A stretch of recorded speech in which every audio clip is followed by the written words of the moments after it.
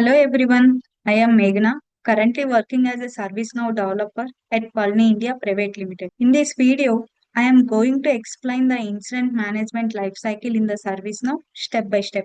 This diagram represents the incident management lifecycle, which shows different stages an incident goes through from the time it is reported until it is closed or cancelled. The main objective of the life cycle is to restore normal services as quickly as possible and minimize business impact. The life cycle starts with the new state when a user reports an issue through phone, email, or the service portal. The service desk creates an incident record in the system. In this stage, incident details are captured, the issue is logged in the system. Basic information such as short description, category, impact, and urgency is recorded.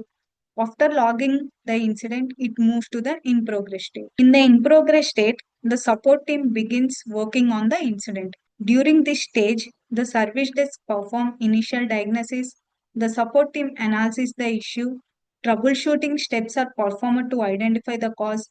If the service desk can't resolve the issue, the incident may be escalated to the high level support team. Sometimes the support team can't continue working on the issue immediately. In such cases, the incident is placed in the on hold state.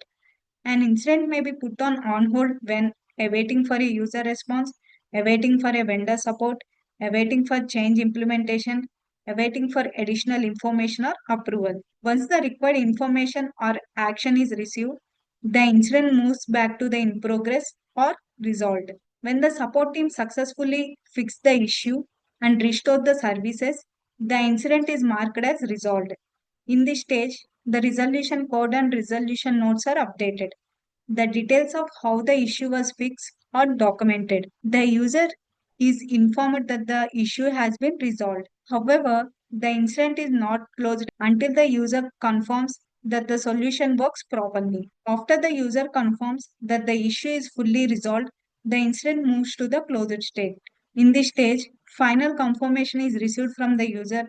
The incident record is permanently closed. No further updates can be made. This marks the end of the incident life cycle. An incident may also move to the cancel state if it is no longer required. Common reasons include duplicate incident created, issue reported by mistake, problem resolved automatically, user no longer requests the request. That's all about the ServiceNow incident lifecycle. I hope this video helped you understand the life cycle of an incident. In the next video, we will discuss the implementation of the incident. So let's meet again. Thank you for watching.